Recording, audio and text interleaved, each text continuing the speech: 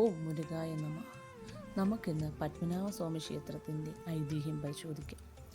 കേരള സംസ്ഥാനത്തിൻ്റെ തലസ്ഥാനമായ തിരുവനന്തപുരം നഗരത്തിലെ പ്രസിദ്ധമായ മഹാവിഷ്ണു ക്ഷേത്രമാണ് ശ്രീ പത്മനാഭസ്വാമി ക്ഷേത്രം. അനന്തൻ എന്ന നാഗത്തിൻ്റെ പുറത്ത് മഹാലക്ഷ്മിയോടും ശയിക്കുന്ന സാക്ഷാൽ മഹാവിഷ്ണുവാണ് പ്രധാനപ്പെട്ട പ്രതിഷ്ഠ. ഭഗവാന്റെ ഉഗ്രഭാവമായ തെക്കേടത്ത് നരസിംഹമൂർത്തി, തിരുവണ്ണ ശ്രീകൃഷ്ണസ്വാമി എന്നിവർക്കും തുല്യ പ്രാധാന്യം പ്രതിഷ്ഠകൾ ഇവിടെയുണ്ട്. വിഷ്ണുഭക്തനായിരുന്ന തിരുവിതാംകൂർ രാജാവ് അനിഴം തിരുനാൾ മാർത്താണ്ഡവർമ്മ രാജ്യം ഭഗവാന് സമർപ്പിച്ച രേഖകളാണ് തൃപ്പടിദാനം എന്നറിയപ്പെടുന്നത്. ഇതിനെ തുടർന്ന് തിരുവിതാംകൂർ രാജ്യത്തിലെ ഭരണാധികാരികൾ പത്മനാഭദാസന്മാർ എന്നറിയപ്പെടുന്നു. ഇവിടം 108 ദിവ്യദേശങ്ങളിൽ ഒന്നാണ്. മതിലകം രേഖകളിൽ പരാമർശിക്കുന്ന ഐതിഹ്യപ്രകാരം ശ്രീ പത്മനാഭസ്വാമി ക്ഷേത്രം തുളു സന്യാസിയായ ദിവ്യകാരമുനിയാൽ കലിയുഗാരംഭത്തിൽ 90കളിൽ പ്രതിഷ്ഠിതമായതാണ്. ദിവ്യകാരമുനി വിഷ്ണുപാദം പ്രാപിക്കുന്നതിനായി കഠിന തപസ് അനുഷ്ഠിക്കുകയും തപസ്സിൽ സന്തുഷ്ടനായ ഭഗവാൻ മഹാവിഷ്ണു ബാല്യരൂപത്തിൽ പ്രത്യക്ഷപ്പെടുകയും ചെയ്തു. ആ ശിശുവിനെ കണ്ട മുനി സന്തുഷ്ടനായി. തൻ്റെ പൂജാവേളയിൽ ആ ദിവ്യകുമാരൻ്റെ ദർശനം തനിക്ക് നിത്യവും ലഭ്യമാകണമെന്ന് മുനി പ്രാർത്ഥിച്ചു. തന്നോട് അപ്രിയമായി പ്രവർത്തിക്കുന്നതുവരെ താൻ ഉണ്ടാകുമെന്ന് ബാലൻ സമ്മതിക്കുകയും ചെയ്തു. പലപ്പോഴും മുനിയുടെ മുന്നിൽ ബാലൻ വികൃതി പ്രകടിപ്പിക്കുമായിരുന്നു. ക്രമേണ അത് അനിയന്ത്രിതമായി.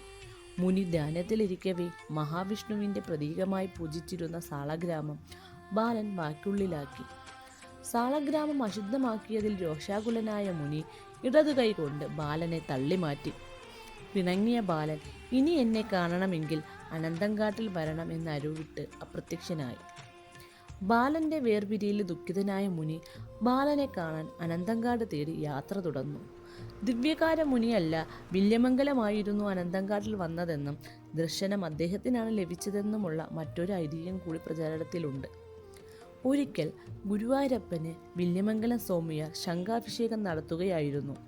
അപ്പോൾ ഭഗവാൻ വന്ന് അദ്ദേഹത്തിൻ്റെ കണ്ണുകൾ പൊത്തിയടച്ചു. കോപിതനായ വില്യമംഗലം ഭഗവാനോട് ദേഷ്യപ്പെട്ടു. ഭഗവാൻ അനന്തങ്കാട്ടിൽ പിണങ്ങിപ്പോയി. അനന്തങ്കാട് എവിടെയാണെന്നറിയാതെ വില്യമംഗലം അവിടെ തപ്പി നടന്നു. മുനിയുടെ അനന്തങ്കാട് തേടിയുള്ള യാത്രക്കിടയിൽ വിശ്രമവേളയിൽ ഒരു പുലയ സ്ത്രീ തൻ്റെ വികൃതിയായ കുഞ്ഞിനെ ശാസിക്കുന്നത് കാണാൻ ഇടവന്നു. ഞാൻ നിന്നെ അനന്തങ്കാടിലേക്ക് വലിച്ചെറിയും എന്ന സ്ത്രീയുടെ വാക്കുകൾ അദ്ദേഹം ശ്രദ്ധിച്ചു.